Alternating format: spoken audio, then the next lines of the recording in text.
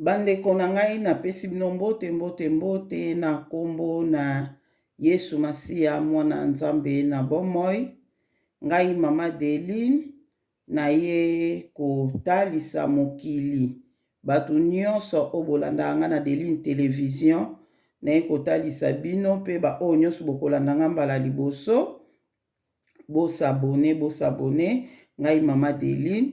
Awa tosalaka ba video oyo totalisaka makambo ya molimo.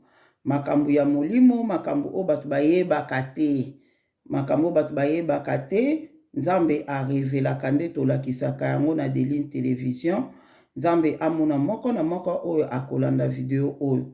Pona bato oyo bolandaki video na kotiaki lobi, na kotiaki video na explikaki me fale na kendeti awa me ekataki po ekendaki pe mulai mingi video wana. Kolobebele lokwa na lobaka ebele, en tout cas eliaki temps ebele na yebaki kutu te nazoloba loba kaka na yebaki te nzoka temps ekendaki ebele. Oyo Nzambe asala biso ngolu tozwa yango moins de 30 minutes, vraiment moins de 30 minutes tolobela Saint-Esprit azala na biso.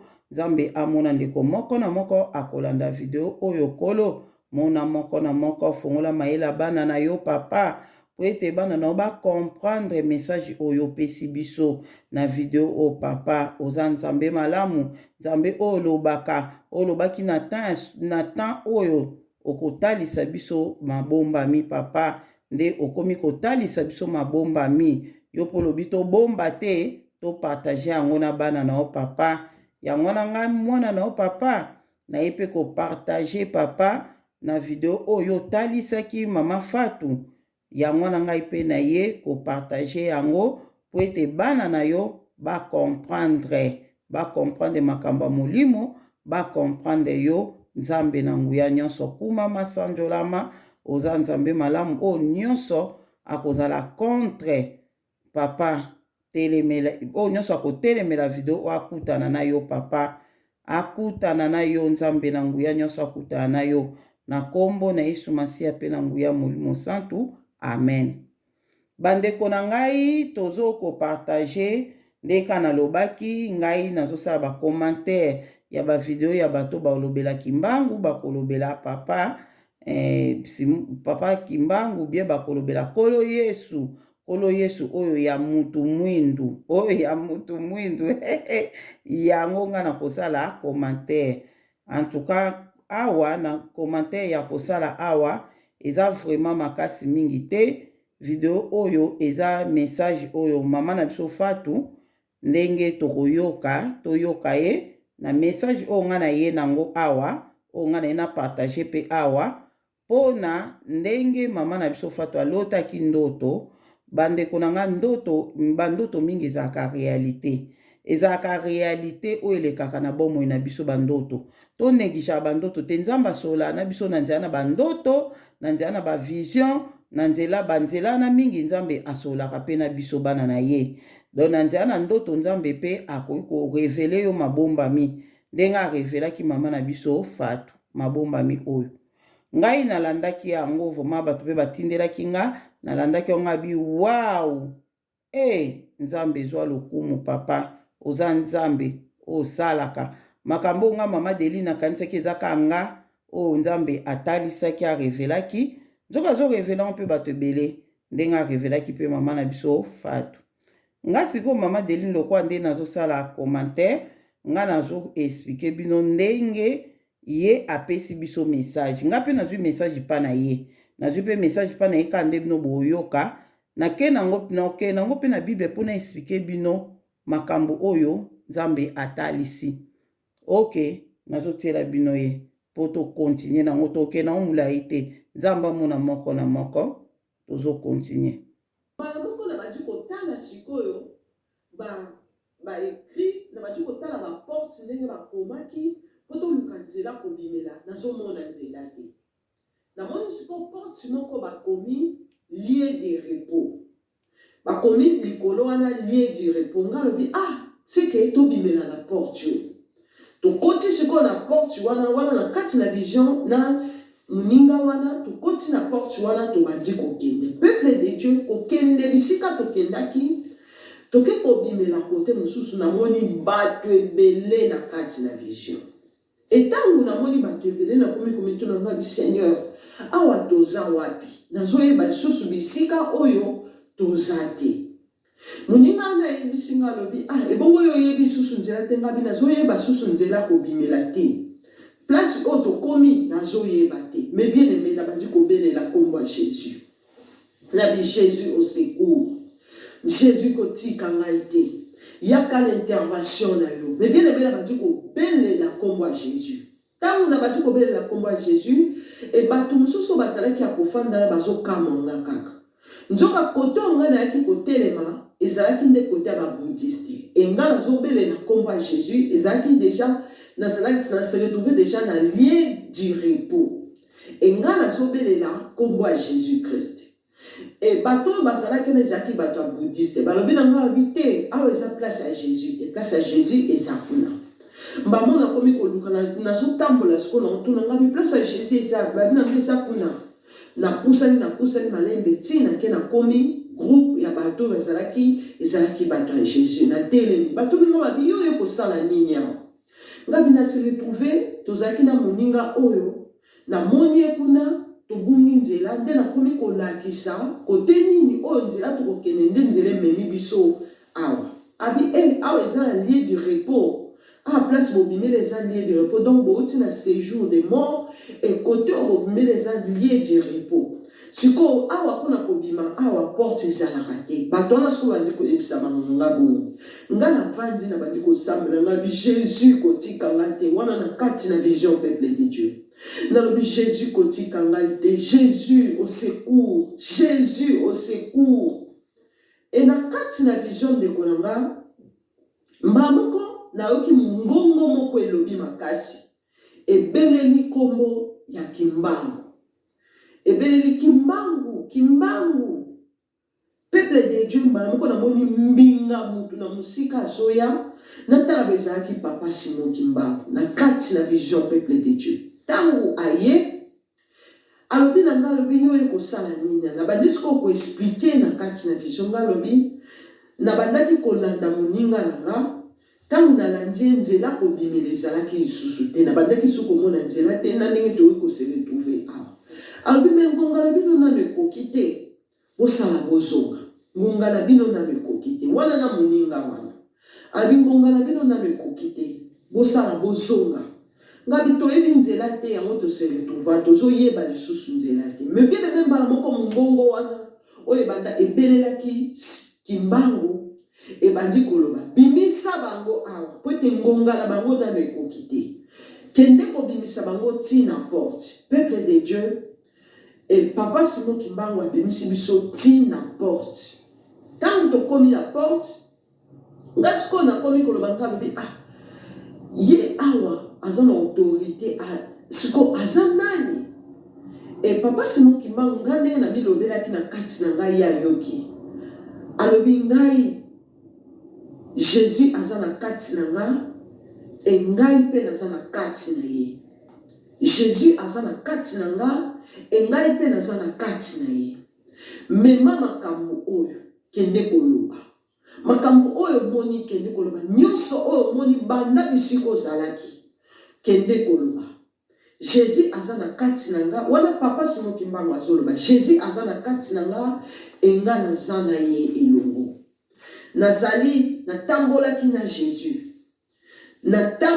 na Jésus ye aza na kati na nga e nga mpe naza na kati na ye mais bien aimé tango tokomi na porte e porte ezalaki moto nga nayebaki te ke eza porte siko ezalaki moto tango tokomi asimbi moto wana ekomi porte mamoko alobi na biso bobima bokende kende koyebisa bakongolais ke Jésus aza na kati na nga e nga naza na kati na Jésus yebisa bango bareconnaître ngai Jésus aza na kati na nga e nga naza na Jésus peuple de Dieu tango na bimi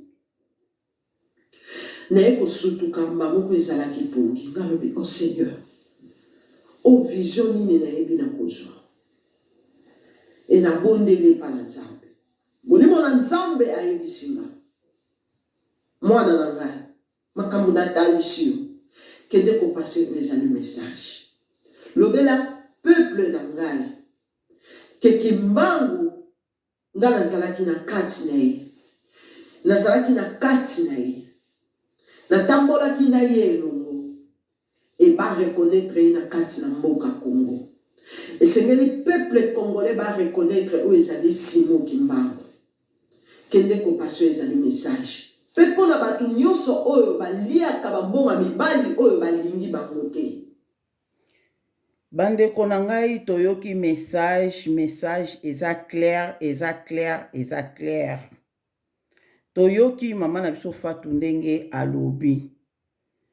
Ndenge ezalaki wana mpona nga nde na comprendre yango ezalaki ke azalaki quand même pe na esprit de mort. Nayebisaka bino ke nga na vivra tellement ba esprit de mort ebele nakenda ko se trouver mingi na sa bakufi kuna nakenda ko se trouver na sa bakufi bongo bazongisaka ngai kaka ozomona donc ezalaka mingi oza na esprit de mort lokolo oza na esprit de mort ozosambela na yo ose trouver pe kuna po molimo no ekomi deja koke kuna na molimo nzambe siko na bolingo na ye alingaka atalisa biso yango po enseigner biso quelque chose ayebisa biso likambo moko boye toyeba yango ozomona na moninga na ye mpe oyo ye azalaki na ye kuna do ye mpe azalaki kaka na esprit de mort azalaki mpe na esprit de mort mpe kaka do nzambe asali mpe ngolu donc ye mpe ndenge aza na esprit de mort elongwaki ndenge ke bazongisaki bango sikoyo ndenge ye alobi mutu oyo ayoki mongongo na likolo mongongo ebengi kimbangu ebengi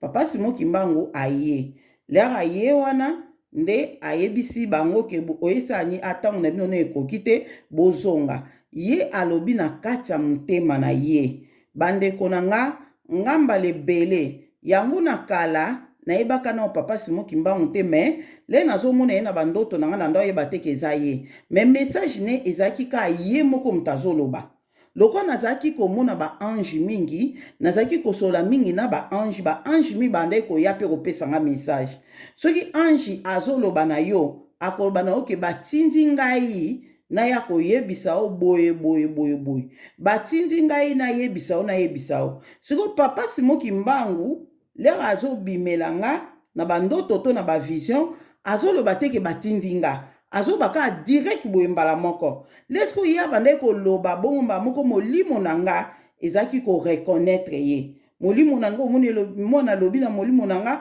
me liboso lera kobima boye naza koboya ye mona oloba au nom de Jésus surtout na ba vision boye au nom de Jésus o nani yango o tato nani abimeli nga na liputo au nom de Jésus mona telemika na bundene au nom de Jésus azaka mais après lera koloba na nga likambo soka lobi mba monga na tie boye nga bi oza nzambe pu alongwe donc vraiment na mataki ko comprendre te yango mutu nina mutu nga na monaka ya mutu mwindu pe lisu na liputa lisusu nga siko na bengaka ye kaka soka pesi nga message na ye ezalaka te ke batindi ngai ozomona oko comprendre bongo sikoyo ba experience musu na leka nango soki ange azosolola na yo ange soki azosolola na yo bato bomonaka makambo chekwa bokoki kocomprendre soki ange azosolola na yo lero azosolola na yo soki opose likapression na kati ya motema oyoka mongongo moko ezoloba azotuna boye ozomona makambo nga lolobi na motema na nga mongongo mosusu ebimi elobi eyebisi ange makambo wana d'habitude na remakaka mingi bongo mwana okomprendre ke oyo namoni eza ange ozomona mutu oyo akoyeba makambo oyo olobi na motema na yo eza kaka nzambe na molimo to na mosuni eza kaka nzambe nayebi te soki ekoki kozala ange moko mpo ayeba makambo oyo ozoloba na motema na yo en tout cas seke nayebi te soki ange oyo baopesa puissance ya ndenge nini mpo ayeba makambo oyo ozoloba na motema na yo donc nga sikoyo babiloka bongo nasala siko différence entre ange na nzambe ozomona mpo ange mpe batindaka bango baka kosolola na biso moko ayaka kozwa ngo na bete bina memanga kuna nake kotala makambo oyo eleka na nino na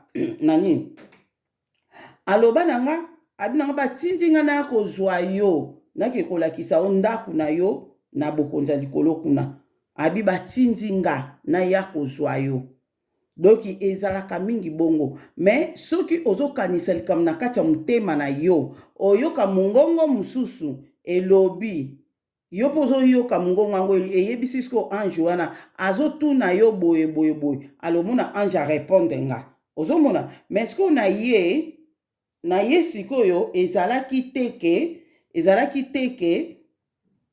ezalaki kaka le ya kanisi na motema papa Simon Kimbangu alobi mbala moko. Donc vraiment na mayele na nga moke oyo nzambe apesa nga ata soki nayebaki no mamba papa Simon Kimbangu te na point oyo na nga na ba ye ndeni akoyeba makambo moto azokanisa na motema na ye ezala na molimo ezala na mosuni il faut ezala kaka nzambe. Voilà siko message oyo ye ayeli biso oyo nzambe apesaki ayela biso ezali ke papa Simon Kimbangu alobi Jésus azalaki kati na ngai pe alobi we Jésus azali kati na ngai pe naza kati na ye. Jésus aza kati na ngai pe naza kati na ye. Kende koyebisa ba Congolais ba reconnaître nde nzambe alobi na ye kende koyebisa ba Congolais ba reconnaître papa Simon Kimbangu. Papa Simon Kimbangu aza kati na Yesu aza kati na ye. Ndeko nanga tokende na makomi po biso mikolo tokomi bato makomi makasi tokende na makomi na Bible po Bible nde eza référence ya makambo ebele. Tokende na makomi toyeba nani oyo aza kati na Yesu aza kati na ye. Ok, nani oyo Yesu aza kati na ye epi ye aza kati na Yesu. Ndenge message oyo tozwi ke Yesu Kimbangu aza kati na Yesu aza kati na Kimbangu. Toke na makomi po ete to comprendre makambo oyo toza nango na video oyo tosisa na biso kala mingi te ndenge ka tozotanga makomi boye kala te tozosisa na biso po ete to comprendre comme tout cas ba o ba ko comprendre te c'est que epesameli bino te bo comprendre o bo ko comprendre te epesameli nango bino te bo comprendre makambo oyo c'est que yela bino te po eza clair makambo eza vision na ngai mama Deline te eza vision ya mama Fatou oyo amonaki yango nga na ye kosala kaka commentaire nango. Toke na 19 toke na Jean makambo ebele ya makambo efandi na Jean mikolo toza na livre ya Jean mingi Jean 19 Jean 8 19 non tobanda nao nango Jean 8 19 elobi na biso boye toluka Jean 8 19 elobi boye bango batuni ye tata na yo azali wapi? Yesu azongiseli bango bino boyebi ngai te pe boyebi tata na ngai te. Soki boyebaki ngai mbele bolingaki koyeba pe tata na ngai. Voilà. Donc oyo azoyeba Yesu fwa yeba pe tata na ye. Wana ezalaki na 8 toke na 10 na Jean 10 38 totanga ngo na komba tata mwana pe ya Molimo Santu elobi na biso boye kasi soki nasalaka yango atako bolingi kondimela ngai te bondima pona misala na ngai bongo boyeba libela ke tata azali na ngai pe ngai nazali na tata. Tata azali na ngai pe ngai nazali na tata. Wana Yesu Masiya mutu azoloba. Toke na 14 tozaka na Jean wana tozaka na Jean toke na 14 verset 10 à 11. 10 à 11 elobi boye. Ozali kondima te ke ngai nazali na tata, pe tata azali na ngai? Makambo nyonso nazali koloba na bino eutaka na ngai moko te, kasi tata oyo azali na ngai, ye nde moto azali kosala misala na ye. Bondima maloba na ngai, ngai nazali na tata, pe tata azali na ngai. Soki bondimi bongo te, bondima ata pona misala wana. Ozomona, Yesu azoko insiste ke tata azali na ngai, ngai nazali na ye. Donc mutu amoni Yesu masi amoni tata, omoni tata omoni Yesu. Voilà, siko tookende po toyeba tata wana aza nani. Po bato baoloba na nga ke o mama Deline, yo lobaki papa Simon Kimbangu aza Molimo Santu. Me Yesu masiya na Bible yo zotangela biso alobi ke ye aza na tata, tata aza na ye. Alobi esika moko te ke aza na Molimo Santu. Si nayebisaki bino Molimo Mosantu aza molimo ya Nzambe. Molimo Mosantu aza molimo ya Nzambe, totangaki yango lobi. Tozo continue kaka mbang tozo sisakala mingi te. Voilà, toke na combien?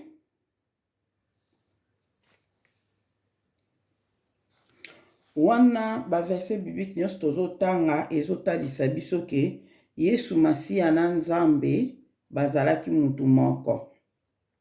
Papa Simon Kimbangu ayebisi biso awa, ayebisi mama biso Fatu, ayebisa biso ke ye na Yesu azalaki kati na ye, ye pe aza kati na Yesu. Donc, soki tolobi ke bato mosusu bakoloba ke mama Deline eza kaka biso nyonso, Yesu aza kati na biso pe biso toza kati na ye. So ezalaki bongo, seke nga ezala message te. Nga ezala message te.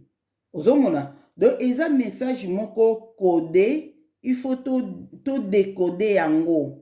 To comprendre message oyo elakisi nini. To yeba Simon Kimbangu, Yesu azali kati na ye, pe ye aza kati na Yesu. Message oyo tozwi yango wana. Donc ngelo ba ye na Yesu baza mutu moko. Ngai leri Nzambe alobaka na ngai yango mongongo eutaki likolo elobi na nga, Yesu masiya na Kimbangu baza kaka mutu moko, kokomparaka bango te. Kolobaka te ke Yesu aleki Kimbangu, kolobaka pe te ke Kimbangu aleki Yesu. Po bango mibale baza kaka moko. Bandeko, na susu muke elekelanga. Yango wana même pe révélation oyo na teli bino ya mama na biso Fatu.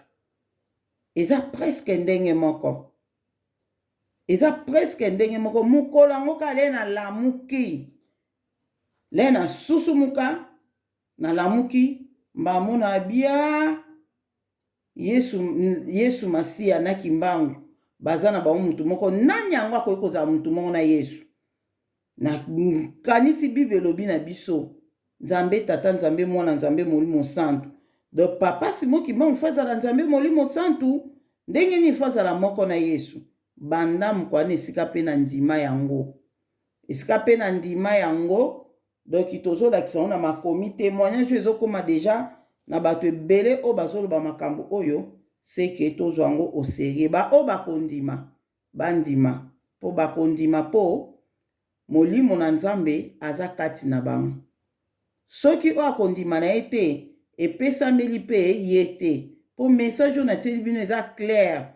Toke na mpe na makomi tomoni. Bato ebebe oloba mama Deline, Yesu masi awa mama papa Kimbangu alobi na biso ye na Yesu baza mutu moko, ye aza kati na Yesu, Yesu aza kati na ye. Mais Yesu oyo zotangela biso Yesu azoba ye na tata baza mutu moko, ye na tata baza eloko moko, ye aza kati na tata, tata aza kati na ye. Nakena tokende na to continue makomi oyo tozotanga, tokena no toyeba papa ya Yesu masiya nanu nani. Ndenge ni Maria azwaki zemi ya Yesu Masiya o Bible expliqué biso. Elobi na biso boye na Matthieu chapitre 1 verset 18 natangi na kombo ya tata mwana pe ya Molimo Santu. Yesu Kristu abotamaki boye. Mama na ye Maria azalaki mwana mwasi oyo Joseph aponaki po abala ye. Kasi liboso te bafanda ndako moko, Maria azwaki zemi na nguya ya Molimo Mosantu. Azwaki zemi na nguya ya Molimo Mosantu. Siko mbala moko tozomona ke do na nguya ya Nzambe, na nguya Molimo Santu, na nguya ya Nzambe. Do yango wana ezolakisa biso ke Molimo Santu na ye wana Papa Simon Kimbangu o tozobenga Molimo Santu, ye wana aza tata na Yesu.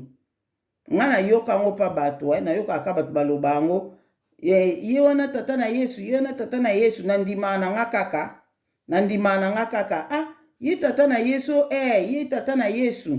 Na yoko kan comprendre o Molimo Santu, oui, Molimo Santu eza Molimo wa Nzambe. Molimo wa Nzambe ase divise kaka, ye mona Molimo na ye, eza lokola ngai mama Deli na Molimo na nga, c'est ça. Donc ye wana tata ya Yesu. Ya wana bandeko, nga na lobi mukie o na kokaki koloba. Bo comprendre bele bozwa Bible, bo kende na Jean, bo tanga, bo comprendre balobi makambo ebele. To continue to tanga ka ya suka oyo na 16. Toza na Jean, toke na Jean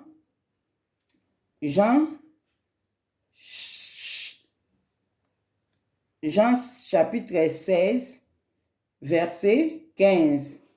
Totanga. Verset 16, 15. Elobi boy.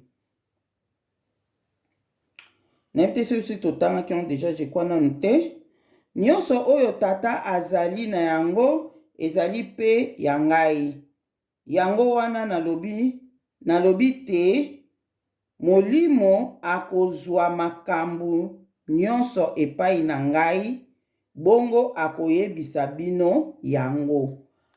Yesu alobi te, Molimo akozwa makambu nyonso epai na ye. Molimo akozwa makambu nyonso epai na ngai, bongo akoyebisa bino. Wana totango na lingala awa na Jean 16, 15. Babi Molimo akozwa makambu nyonso akoyebisa bino. Toke non na français poto mona différent. Moso osala étude biblique na yo, faut ko linga pe kozwa Bible à français pembeni. Moi version différent tozo comprendre de l'autre côté, otali quelque part okomona. Ana lingala balobi ke Yesu alobi boy. Nyonso oyo tata azali na yango ezali pe yangai. Yango wana nalobi na bino ke Molimo akozwa makambu nyonso epai na ngai, bongo akoyebisa bino. Toke na français a balobi nini? So na tangi yango na français ana bozana lukom. So toke nango na français awa tomona balobi boy. Balobi boy awa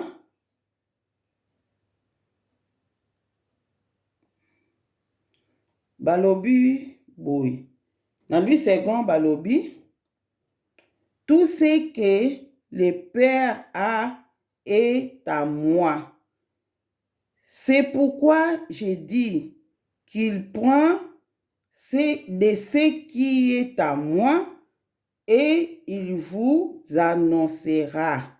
Donc, si tu comprends bien balobi boy, tout ce que le Père a, donc o nyonso nde na linga babi o nyonso papa zali nango ezali yangai. Tout ce que le Père tout ce que le Père a est à moi. C'est pourquoi j'ai dit qu'il prend de akozwa, qu'il prend de ce qui est à moi et qu'il vous annoncera. Donc, awa kutu batete ke Molimo muta kozwa. so botangi on na Louis II bomona bongo balobi penza ke o nyonso eza yanga o nyonso eza ya papa eza yanga et puis akozwa yango wana akozwa o eza pa na nga akopesa bino ozomona so ke na lingala balobi molimo akozwa mais ana Bible ya Louis II balobi ke tout ce que le Père a est à moi.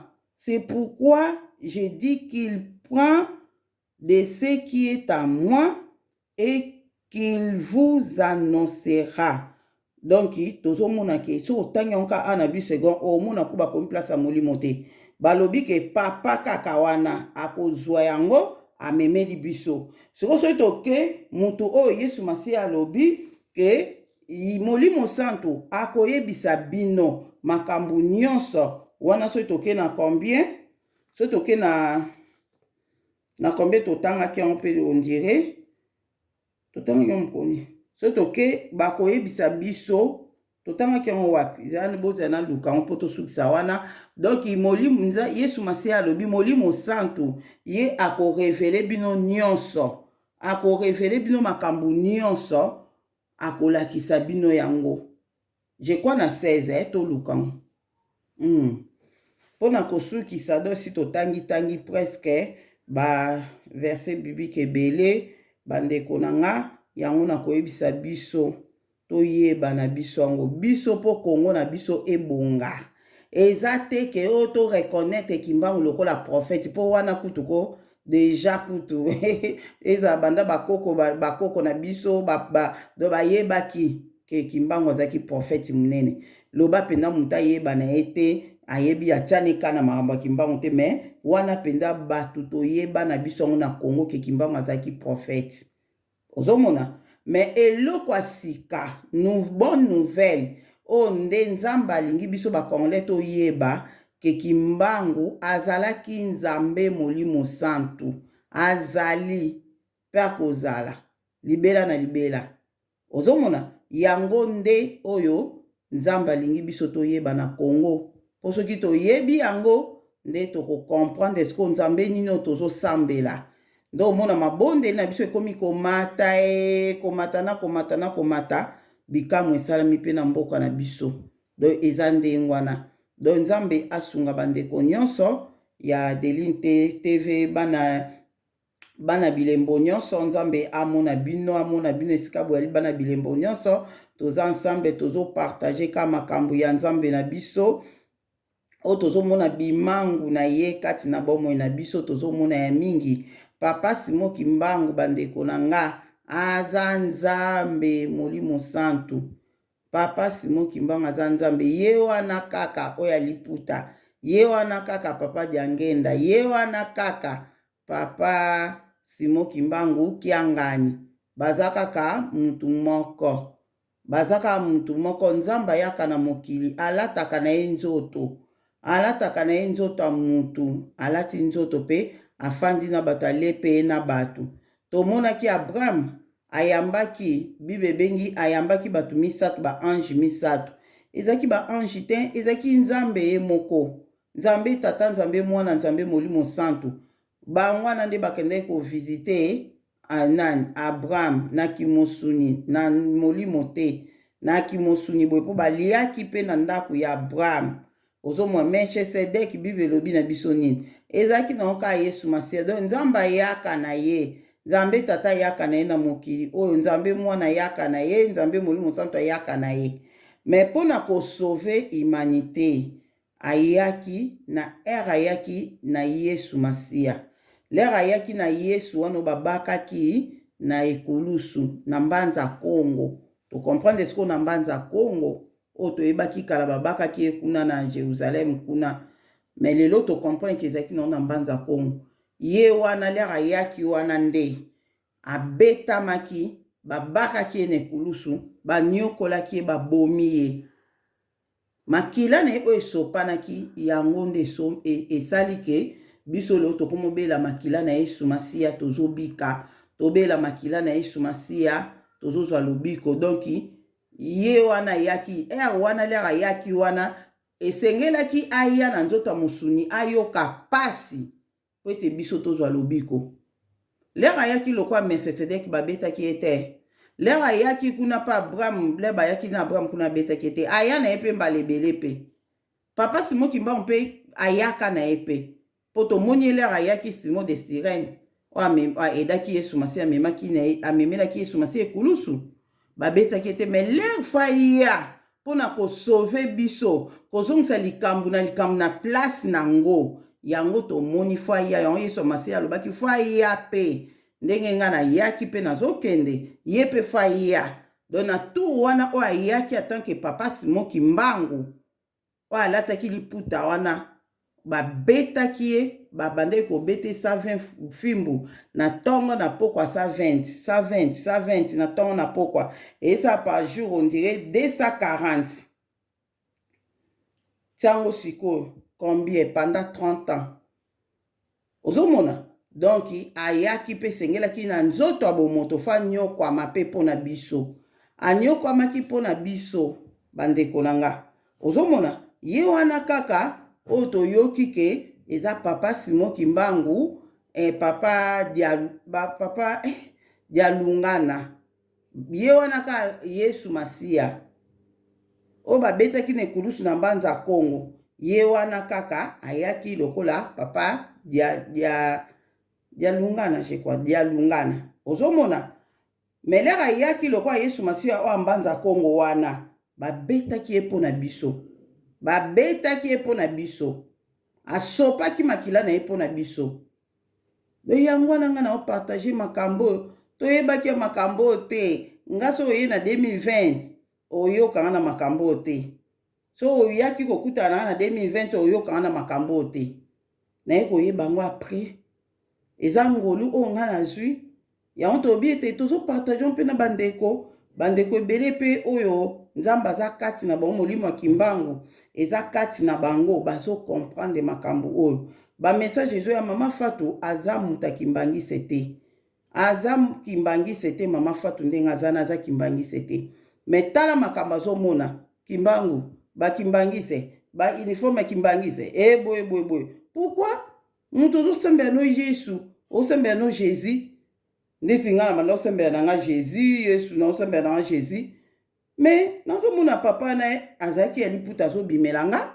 ozomona nzoka nde nayebaki te lelo nga mpe nayebi verite naza mpe na susi mpe bino mpe boyeba verite yo namemeli bino video oyo Nzambe azala na bino kimia ezala na moko na moko botanga baverse biblike oyo natangi wana boluka mpe misu botanga bokoya kokomprendre message oyo ke Yesu Masiya aza na ye na kati ya papa Kimbangu aza kati na Yesu Masiya tokokabola bango te tokozwa moko te tomatisi moko tokitisi moko boye te so Yesu Masiya alobaki na biso ke oyo akoya molimo mosantu akoya eza malamu nga nakende mpo oyo akoya kozala plus fort ke nga alobaki bongo mpo molimo santu ajistaka makasi ozomona mpo alobaki finga na yo tata baolimbisa yo finga mwana baolimbisa yo me ofingi molimo santu bakolimbisa yo te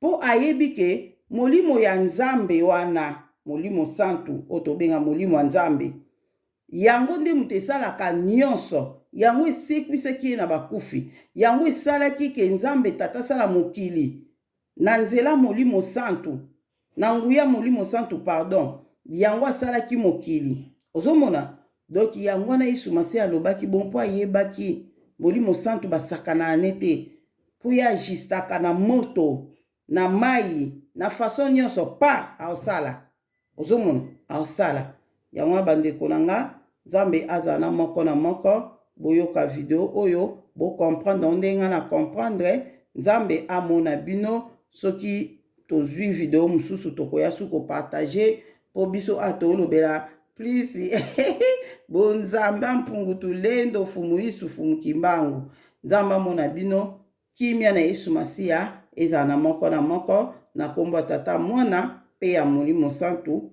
amen.